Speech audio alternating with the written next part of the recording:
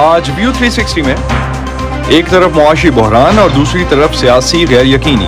पाकिस्तान कब तक इस सूरत हाल में रहेगा और हंगामा आराई और जलाओ घेराव से रोजमर्रा कारोबार कैसे मुतासर हो रहे हैं, जानेंगे आज के शो में।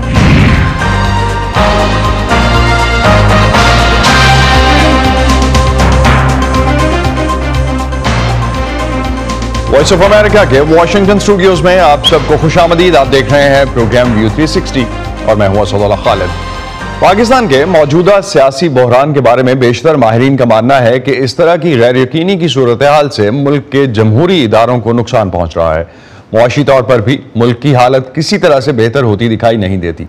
आलमी क्रेडिट रेटिंग एजेंसीज की तरफ से पाकिस्तान की रेटिंग्स में मुसलसल कमी की जा रही है, जो कि मुल्क के दिवालिया होने के खतरात को जाहिर करते हैं। पाकिस्तान के सियासी अदम इस्तेहकाम की वजह से मुल्क की मईशत पर कितना असर पड़ रहा है और मजमूई सूरत हाल है क्या, आज के प्रोग्राम में हम इसी पर बात करेंगे। पाकिस्तान में इस सियासी अफरा तफरी और हंगामा खेज हालात के नतीजे में दिहाड़ीदार मजदूर और ऐसे तमाम रोजगार जिनका इन्हिसार रोजाना की बुनियाद पर होने वाले कारोबार से है, बहुत मुश्किल में है।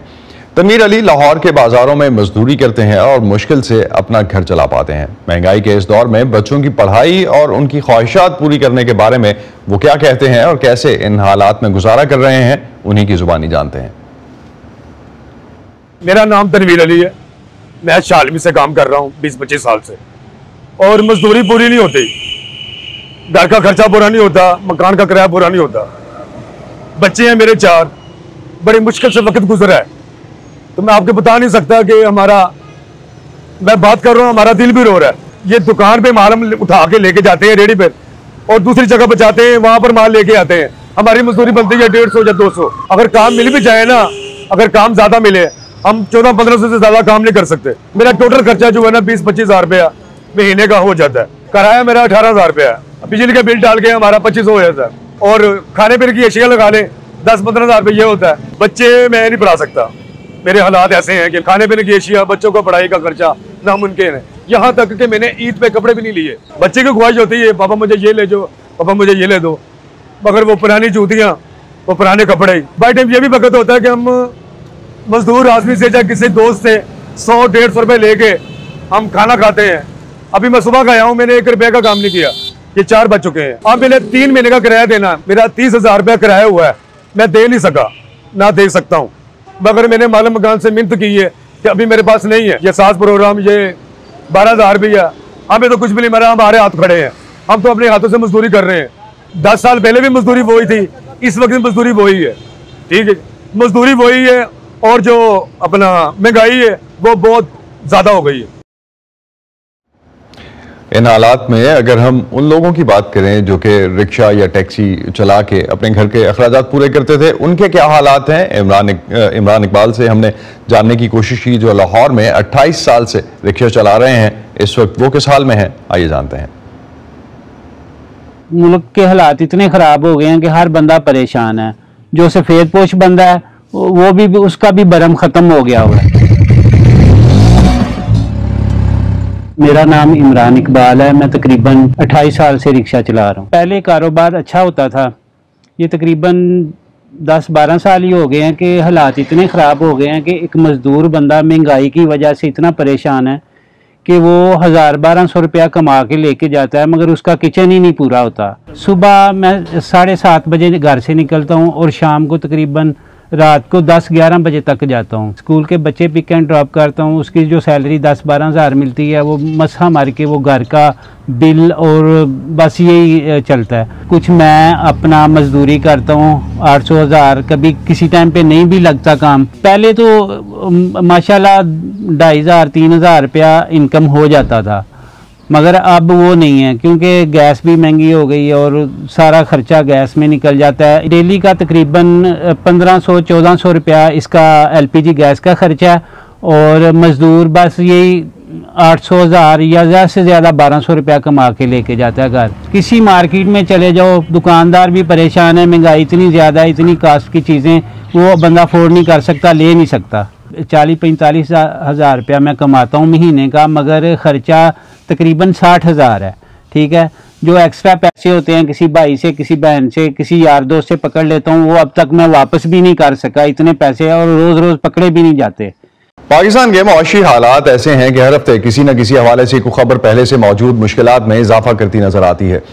गुज़िश्ता हफ्ते मुल्क के चंद बड़े कारोबारी अफराद ने बदहाल मईशत और सनती शोबे को दरपेश मसाइल से निपटने के लिए पाकिस्तान के सभी सियासी धड़ों से मुलाकातों का आगाज किया। उनका मौक़िफ़ है कि मुल्क में मौजूद सियासी बेयकीनी की कैफियत से उनके कारोबार मुतासर हो रहे हैं। पाकिस्तान में अगर हम कुछ अहम मौशी आशारियों और आदादोशुमार का जायजा लें तो टेक्सटाइल का शोबा, जिसका मुल्की बरामदात में सबसे ज्यादा हिस्सा है, माली साल 2023 के पहले 10 माह में उसकी बरामदात में मजमूई तौर पर सरकारी आदादोशुमार के मुताबिक 14% की कमी आई और इस साल सिर्फ 13 अरब 71 करोड़ डॉलर की ही मसनूआत बरामद हो सकी।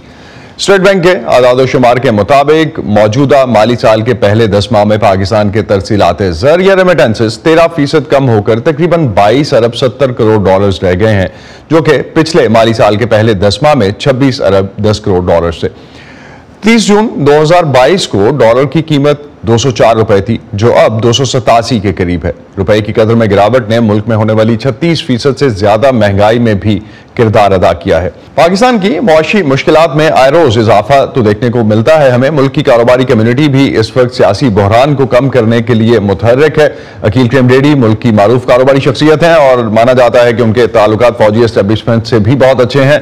इमरान खान से भी उन्होंने गुज़िश्ता हफ्ते मुलाकात की, उसके बाद की क्या डेवलपमेंट्स हैं उन्हीं से जानते हैं। बहुत शुक्रिया अकील साहब आपको क्यों जरूरत पेश आई कि कारोबारी हजरात जो हैं आप समझते हैं कि इस वक्त मुल्क में सियासी तनाव को कम करने में इतने मुतहर्रिक हुए? मेरा अपना ख्याल है कि काफी टाइम से हम देख रहे थे कि पॉलिटिकल अनरेस्ट काफी लंबा हो गया है।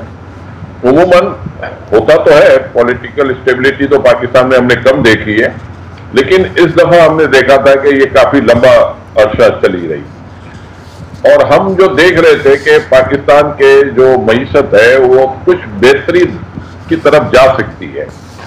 उसकी वजह जो है हम समझ रहे हैं कि जो कमोडिटीज वगैरह जो इंटरनेशनली गिरी है दुनिया में, जो इंटरेस्ट रेट बढ़ने की वजह से, तो उसके हम बेनिफिशियरी बन सकते हैं। लेकिन वो बेनिफिशियरी हम उस सूरत में बन सकते हैं कि पॉलिटिकल स्टेबिलिटी आए। पॉलिटिकल स्टेबिलिटी आने की सूरत में हम IMF से भी नेगोशिएशन अच्छी तरह कर सकते हैं। इसके अलावा हम अपना इंपोर्ट का बिल भी नीचे ला सकते हैं। लेकिन हमारे साथ प्रॉब्लम ये हो रहा है कि पॉलिटिकल अनरेस्ट की वजह से हमारा रुपया खड़ा नहीं हो पा रहा, क्योंकि जब पैनिक सिचुएशन होती है तो फ्लाइट ऑफ कैपिटल होता है और ये जो फ्लाइट ऑफ कैपिटल हमें डैमेज ज्यादा कर रहा है, क्योंकि हमारा रुपया काफी वीक हो रहा है उसकी वजह से।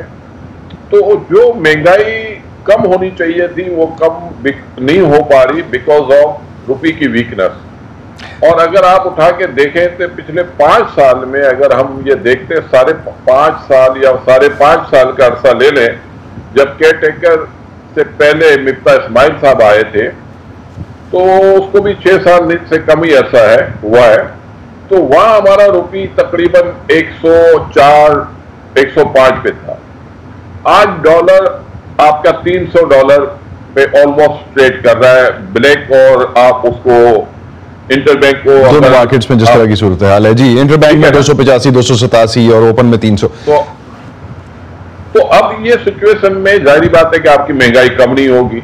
लेकिन अखिल साहब आपकी जो मैं इस तरफ आना चाह रहा था कि मुल्की मईशत की सिचुएशन तो हम रोज डिस्कस कर रहे होते हैं, हमें अंदाजा है, लेकिन आप जो बैक एंड पे कोशिश कर रहे थे कि किसी तरह से ये सियासी जमातें जो हैं वो मिल बैठे हैं और जो फौज के साथ ताल्लुकात की इस वक्त बात हो रही है उसमें कुछ बेहतरी आ सके। आपकी इमरान खान से जो मुलाकात हुई उसमें यह भी कहा गया कि आप कोई मैसेज लेके गए थे, लेकिन उसके बाद आप उसके वही इमरान खान का मैसेज भी फौज तक लेके गए। क्या तवक्कुआत क्या थी और जवाब क्या आए हैं? देखें, मैं उस दिन मैसेज लेके नहीं गया था। ये जो मैं आपको बताना चाह रहा था ना, बैकग्राउंड बता रहा था कि हमारा ये जो मामला है ना बिगड़ता जा रहा था और ये महंगाई होने की वजह से इंटरेस्ट रेट बढ़ रहे थे, इसकी वजह से बिजनेस कम्युनिटी परेशान थी, कारोबार पे बहुत ज्यादा नेगेटिव इम्पैक्ट आ रहा था। तो उसको हम समझ रहे थे, सारे बिजनेस कम्युनिटी के लोग इकट्ठे हुए थे। कुछ लोगों का ख्याल था कि इनके मामलात में हम ना हिस्सा लें। कराची के ज्यादातर बिजनेसमैनों का ख्याल था कि यार हम इन मामलात में ना जाए, लेकिन लाहौर वालों का ख्याल था कि हमें इस मामले में बातचीत करनी चाहिए। तो हमने उसी वजह से कराची से मैं और आरिफ हबीब गए थे और हमारा मकसद भी था कि इस मामले में इंटरवीन करें और हमारे जो रोल है उसको भी हम डिफाइन करें और उसमें आगे बढ़े। तो कमेटी का ये ख्याल था कि हम अभी कोई डिसाइड नहीं करते, हम एक दो और मीटिंगें करेंगे और उसके बाद देखेंगे कि हमें किस किस से मिलना चाहिए। तो मैं तो वैसे ही गया था कमेटी की मीटिंग अटेंड करने, तो वैसे इमरान से ताल्लुक तो था, तो इनकी कोई मीटिंग हो रही थी, अपने शौकत तरीन साहब लीड करते हैं, जूम पे ये सब इकट्ठे होते हैं जितने भी बिजनेस के हवाले से काम करते हैं, जैसे शौकत तरीन है, डॉक्टर इशरत है। तो ये मीटिंग हो रही थी, तो मैंने कहा चले अब कोई वैसे तो बात नहीं हुई है मिलने की, तो हम देख लेते हैं कि इनकी तैयारियां क्या है, आगे जाके अगर ये इलेक्शन जीतते हैं तो इन्होंने अभी से अपने आप को तैयार रखा है नहीं रखा। तो मैं उसी हवाले से गया था, किसी का भी मैसेज लेके नहीं दिया था, ये मैं सारे टीवी चैनल पे पहले बता चुका जी। तो इसका मतलब ये है कि आपको, लेकिन उसके बाद आपने फौज तक कोई मैसेज पहुंचाया इमरान खान की तरफ से, जो भी कहा गया, जो भी आपने रजामंदी उनसे ली किसी बात पे, तो उसके बाद कुछ डेवलपमेंट इस लिहाज से हो सकी कि आपने कोई फौज से बात की या बाकी सियासी जमातों से, जो बिजनेस कम्युनिटी है उन लोगों में से किसी ने बात की, कुछ सोल्यूशन निकलता नजर आता है आपको? देखें, अगर मेरी कमेटी के मेंबर मुझे अलाउ करते तो जरूर मैं बात करता। ना मेरी कोई एस्टेब्लिशमेंट से बात हुई थी, ना मेरी अपनी कमेटी के लोगों ने मुझे अलाउ किया था, तो मैंने इमरान खान से इस हवाले से कोई भी बात नहीं की। इमरान खान की मुलाकात तो के बाद की बात कर रहा हूं मैं अकील साहब, इमरान खान से मुलाकात के बाद आपकी किसी से मुलाकात हुई फौज से रिलेटेड या बाकी जो हुकाम है उनसे रिलेटेड? बिल्कुल भी नहीं, मेरी कोई बात नहीं हुई है। उसकी वजह यह है कि जब मुझे कोई एक मैंडेट है ही नहीं और मैं अपनी तरफ से तो बात नहीं कर सकता था, क्योंकि वो अच्छी बात नहीं होती। अगर मुझे मैसेज होता तो मेरे पास ये मौका था, मैं इमरान खान से डेफिनेट बात कर सकता हूँ। बिजनेस कम्युनिटी के लोगों से हाँ मेरी बात हुई, मैंने उनको यही कहा कि देखें, हम अगर लोगों से पूछेंगे तो कुछ लोग कहेंगे मिलो, कुछ लोग बोलेंगे ना मिले। तो आपको क्या समझ आता है इस वक्त गिल साहब, जिस तरह की सिचुएशन मुल्क में है इस वक्त, गुज़िश्ता साल मार्च की निस्बत अब जो, अगर हम ओवरऑल रेटिंग्स देखते हैं और जो रैंकिंग्स पाकिस्तान की इस वक्त आ रही हैं, जो माहिरीन की ओपिनियन आ रही है, वो समझते हैं कि अब दिवालिया होने के पाकिस्तान के चांसेस ज्यादा हैं। क्या सिचुएशन है, आप किस तरह से एनालाइज करते हैं और आपके कारोबार किस तरह से मुतासिर होंगे उस केस में? देखें, मैंने कहा ना कि अगर पॉलिटिकल अनरेस्ट खत्म कर देते हैं ना, तो हम अपनी इकोनॉमी को रिवाइव कर सकते हैं, और वो मैं नंबर से साबित कर सकता हूं, क्योंकि इसमें कोई शक नहीं है कि पूरी दुनिया में मुश्किलात हैं, लेकिन पाकिस्तान एक ऐसा मुल्क है कि जो एक्चुअल ये जो हालात इस वक्त करंट डेवलपमेंट हो रही है, इसमें पाकिस्तान अपने क्राइसिस को कंट्रोल कर सकता है। लेकिन उसके लिए जरूरी है कि आप IMF से अपना एक पैकेज लें, और वो पैकेज उसी सूरत में आप ले सकते हैं कि ये आपस में मिल के बैठे। अगर ये नहीं मिल के बैठेंगे तो आप देखें पिछले 4-5 दिन में आपका रुपी काफी वीक हुआ है, और ये रुपी वीक होता रहेगा, महंगाई बढ़ती रहेगी, तो मसाइल तो बढ़ते रहेंगे, फिर इंटरेस्ट रेट बढ़ेगा, और इंटरेस्ट रेट बढ़ेगा तो आपकी इकोनॉमी तो रिवाइवल की तरफ नहीं जाएगी। तो हमारी ख्वाहिश है, जो मेरी अपनी ख्वाहिश है, मैं सबकी तो नहीं कह सकता, कि ये मामला जो है इसको टैकल करने की जरूरत है, और ये बिजनेस कम्युनिटी को भी अपना रोल प्ले करना चाहिए। हमें किसी के बारे में ये नहीं सोचना चाहिए कि किसी को बुरा लगे या अच्छा लगे। हमारा रोल पॉजिटिव रोल होना चाहिए, और इस रोल को हमें प्ले करने की जरूरत है। अब इस वक्त जो नुकसान पाकिस्तान को हो रहा है, हमारे यंग बच्चे पाकिस्तान छोड़ के जा रहे हैं, वो ये कह रहे हैं कि इस मुल्क में तो हमेशा लड़ाई झगड़े ही रहते हैं, कभी भी हम पॉलिटिकल स्टेबिलिटी देख ही नहीं पाएंगे। तो आपके ख्याल में पॉलिटिकल स्टेबिलिटी जो है वो मुल्क के हालात आप समझते हैं कि बेहतर कर सकती है? मुआशी प्लान्स हैं हुकूमतों के पास, या जो भी पैरेलल हुकूमत बनती है, अपोजिशन या हुकूमत दोनों की अगर हम बात करें, क्या मुआशी प्लान है जो आप समझते हैं कि सियासी इस्तेहकाम आएगा तो ठीक हो जाएंगे हालात? देखिए, मैं ये नहीं कहता कि किसी के पास कोई पार्टी तैयार होकर बैठी हुई है, क्योंकि पाकिस्तान में तो ये होता है ना, 4 साल पहले तो हमें लग रहा था कि नवाज शरीफ आएगा ही नहीं और इमरान कंटिन्यू करेगा। आज ये दिख रहा है कि शायद नवाज शरीफ स्ट्रांग हो गया है। तो पाकिस्तान में सिनेरियो चेंज होता है, वो टाइम लगती नहीं है। हर आने वाले दिनों में कोई ना कोई चेंजेस हम देख रहे होते हैं। कभी किसी के बारे में हम कह रहे होते हैं कि वो गद्दार है, कभी किसी और के बारे में कह रहे होते हैं। तो ये हमारी एक रिवायत बनी हुई है। लेकिन आप समझते हैं कि अभी कोई भी जो है, किसी को भी ये नहीं पता कि किसकी हुकूमत कल बनेगी, तो इसलिए कोई भी तैयार उस हवाले से नजर नहीं आता। बहुत शुक्रिया अकील करीम डेडी, आप हमारे साथ थे कराची से, हमें आपने ज्वाइन किया और जो सिचुएशन थी इस वक्त पाकिस्तान की इकोनॉमी की, उस लिहाज से हमसे बात की। बहुत शुक्रिया।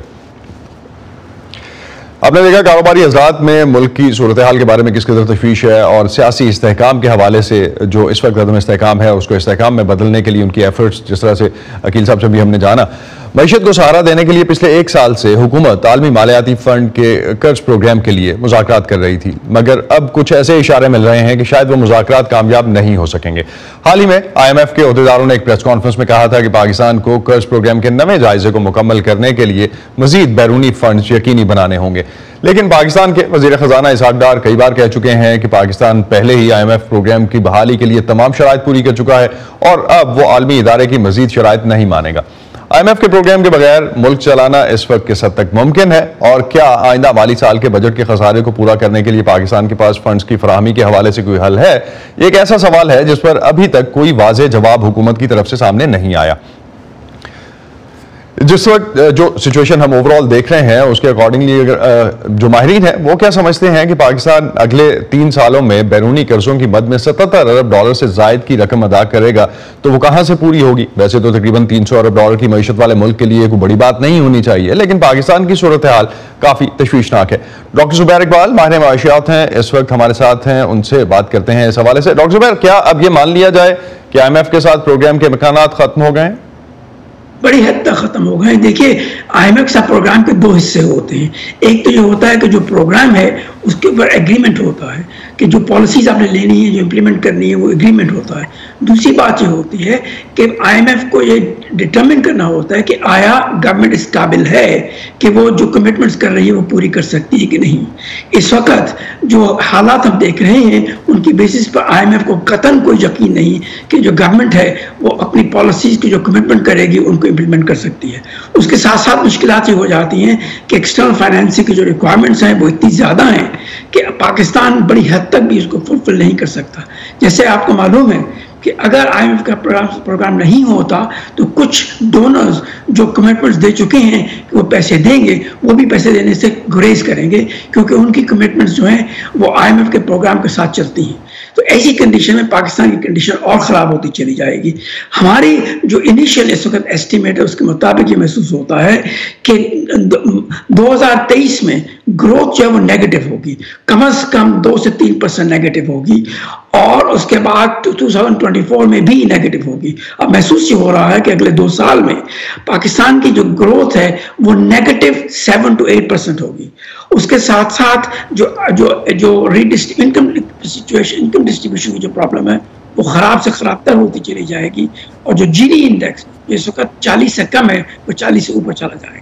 तो फिर ऐसी डॉक्टर साहब ये जो सिचुएशन आपने बताई है ये तो काफ़ी गंभीर है। शायद इस तरह की रिफ्लेक्शन तो अभी तक हमने बाकी किसी कॉर्नर में नहीं देखी, कोई रिपोर्ट अपेरेंटली जाहिर नहीं करती। अगर 7 से 8% जो है आप समझते हैं कि मईशत जो है वो कॉन्ट्रैक्ट करेगी या सुखड़ेगी तो वो सिचुएशन उस और फिर IMF का प्रोग्राम भी जो अगर नहीं आता तो क्या ज़राए ऐसे हैं जिन पर पाकिस्तान डिपेंड कर सकता है, या क्या पाकिस्तान समझता है कि उसके पास कोई ऐसी स्पेस है जो कि किसी और को नजर नहीं आ रही और उस पर IMF के बगैर पाकिस्तान चल सकता है? नहीं है, इनको गलत फहमी है। बिकॉज याद रहे कि ज़्यादातर जो डोनर्स होते हैं वो पहले ये देखते हैं कि IMF के साथ प्रोग्राम है कि नहीं। अगर प्रोग्राम है और IMF ने एग्रीमेंट कर लिया है तो फिर वो अपनी रिसोर्सेज को रिलीज कर देते हैं। लेकिन बायलैटरल तो हो सकते हैं ना डॉक्टर साहब? बायलैटरल की बड़ी मुश्किल हो जाती है। मुझे यकीन है, खतरा महसूस हो रहा है कि सऊदी और UAE जैसे मुल्क जो हैं वो भी शायद कमिटमेंट्स पूरी करने के लिए तैयार ना हो क्योंकि IMF का प्रोग्राम नहीं होगा। क्योंकि याद रहे कि अब सऊदी अरेबिया ने कहा था कि अगर IMF के साथ प्रोग्राम होता है तो वो पैसे देने के लिए तैयार हैं, वरना उनकी assumption ये थी कि नहीं देंगे। मतलब ये है कि हम डेट डिफॉल्ट में चले जाएंगे और डेट डिफॉल्ट का मतलब ये होता है कि आपकी कॉस्ट ऑफ फाइनेंसिंग बढ़ जाती है और रिसोर्सेज कम हो जाती हैं और उसके साथ साथ आपकी एक्सपोर्ट जो उन पर रिस्ट्रिक्शंस लगनी शुरू हो जाती हैं। इंपोर्ट्स नहीं मिलती क्योंकि आपको फाइनेंसिंग नहीं मिलती, तो उसकी वजह से इकोनॉमी कॉन्ट्रैक्ट करती है। जो मैंने आपको अभी बताया कि इकोनॉमी कॉन्ट्रैक्ट करेगी उसकी बेसिस यही थी कि पाकिस्तान में अगर आपको IMF का प्रोग्राम नहीं मिलता और एक्सटर्नल फाइनेंसिंग ख़त्म हो जाती है या कम हो जाती है तो फिर उसी सूरत में डोमेस्टिक इन्वेस्टमेंट कम होगी, कैपिटल फ्लाइट बढ़ जाएगी और इंपोर्ट नहीं आएंगी। अगर इंपोर्ट नहीं आएंगी तो प्रोडक्शन नहीं होगी, एक्सपोर्ट्स नहीं बढ़ेंगी।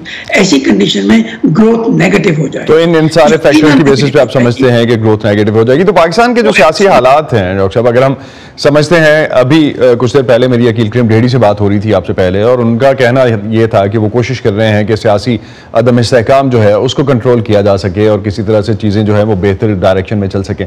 लेकिन अगले चंद महीनों में, चंद हफ्तों में अगर पाकिस्तान के सियासी हालात एडजस्ट हो जाते हैं तो क्या आप समझते हैं पाकिस्तान की मईशत को चलाने के लिए पाकिस्तान की अशराफिया के पास कोई काबिल अमल मंसूबा है?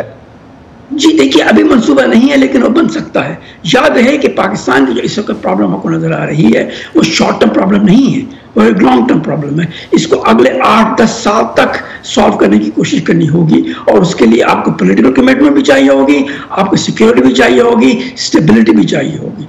वो अगर आपको हासिल नहीं होती तो आप खुदा हाफिज कह दीजिए। तो आप करंट सेटअप में देखते हैं कुछ स्पेस है, अगर सियासी हालात जो हैं वो कुछ बेहतर हो जाते हैं, सूरत हाल कुछ वाज़ेह हो जाती है?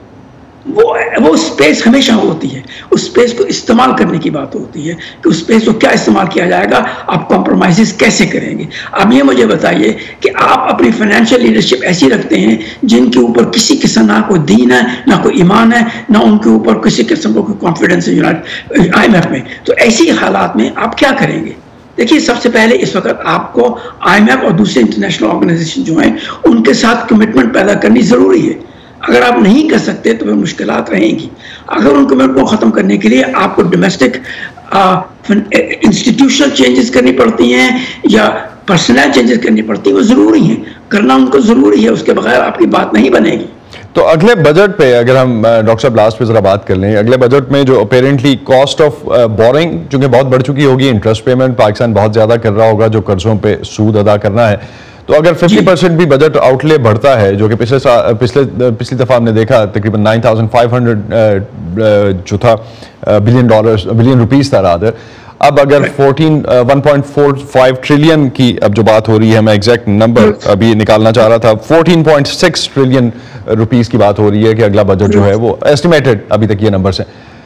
ये जो डेफिसिट है, इतने डेफिसिट वाला बजट, इन गैप्स को कैसे प्लग किया जाएगा? आप समझते हैं कि लोकली कर सकते हैं, स्टेट बैंक के पास इतना क्वेश्चन होगा कि पैसे छाप सकेगा? किसी के पास कोई क्वेश्चन नहीं है। देखिए, इससे अफराद अज़र बढ़ेगी, इससे इन्फ्लेशन बढ़ेगी और इनकम इनइक्वालिटी बढ़ेगी। वो पॉलिटिकली बहुत अनस्टेबल होती है। याद रहे कि पिछले इस वक्त अभी भी जो आपके बजट चल रहा है, इसमें 55% जो है आपकी स्पेंडिंग वो डेट इंटरेस्ट पेमेंट और डेट रीपेमेंट में गई है। अब ये बताइए कि अगर इकोनॉमी नहीं ग्रो करती और उसकी वजह से आपके रेवेन्यूज नहीं बढ़ते और आपको स्पेंडिंग नहीं कम कर सकते और आपकी जो डेट्स जो इंटरेस्ट पेमेंट और डेट रिलीफ पेमेंट जो है वो 60% तक चली जाती है, तो पीछे क्या बचा? आपने अपने डिफेंस के लिए स्पेंड करना है, आपके पास इतने पैसे भी नहीं होंगे कि आप अपने एम्प्लॉयज को उनकी सैलरीज दे सकें। तो ये एक बड़ा खतरनाक मामला है, इसको देखना चाहिए। इसको लेट्स होप डॉक्टर जुबैर के इस हवाले से जो पॉलिटिकल स्टेबिलिटी है और उसके बाद अगर सारी जमातें मिलकर बैठती हैं, जिस तरह से अकील करीम ढेड़ी भी इससे पहले कह रहे थे, तो चीज़ें आगे बढ़ती हुई पॉजिटिव डायरेक्शन में पाकिस्तान के लिए नजर आएँ। नाज़रीन, अब तक के लिए इतना ही। इस प्रोग्राम में आज हम बात कर रहे थे प्राइमरीली पाकिस्तान की मईशत के हवाले से। स्टे सेफ और पाकिस्तान और खित्ते समेत दुनिया भर की अहम खबरों और दिलचस्प मालूमात के लिए आप आ सकते हैं urduvoa.com पर। मीडिया प्लेटफॉर्म्स, हमारे सोशल मीडिया प्लेटफॉर्म्स जो हैं उनमें facebook.com/VOA उर्दू है, यूट्यूब पर हमारा चैनल VOA उर्दू के नाम से है और ट्विटर इंस्टाग्राम पर हमारा हैंडल है @VOA उर्दू। अब तक के लिए इतना ही। असदुल्लाह खालिद को इजाज़त दीजिए। खुदा हाफिज़।